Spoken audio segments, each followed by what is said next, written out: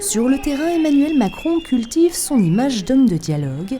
Interpellé par les salariés en grève et en colère de l'usine Saint-Gobain, le ministre de l'économie est allé à leur rencontre sous les huées des manifestants. Dans le groupe Saint-Gobain et qu'on fait des milliards de bénéfices, on peut maintenir les salaires à 100%.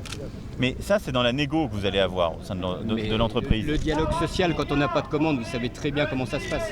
Confrontée depuis mars à la baisse de son carnet de commandes, l'entreprise Mussy-Pontaine, spécialisée dans la fabrication des bouches d'égout, a annoncé des mesures de chômage partiel. En cause, la concurrence étrangère et la baisse des finances des collectivités, principales clientes de l'entreprise. Les syndicats réclament le maintien à 100% des salaires durant cette période de chômage partiel.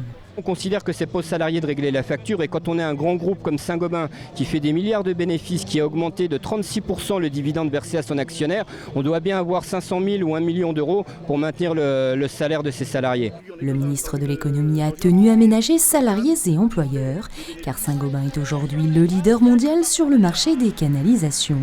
Alors pas question de s'immiscer dans un dialogue social entre entreprises et salariés. Même si Emmanuel Macron le reconnaît, l'entreprise a des marges de manœuvre.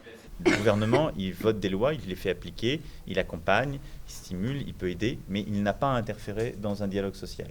Et donc, il y a aujourd'hui un minimum légal de compensation qui est de 70%. C'est dans le cadre de dialogue social que les salariés et les dirigeants vont définir s'ils restent à 70% ou s'ils font davantage. Emmanuel Macron a par ailleurs annoncé des négociations pour augmenter la taxe sur les produits importés et ainsi limiter la concurrence étrangère. Fleuron de l'industrie Lorraine Saint-Gobain-Pont-à-Mousson fête cette année ses 160 ans, des anniversaires que les salariés espèrent encore nombreux.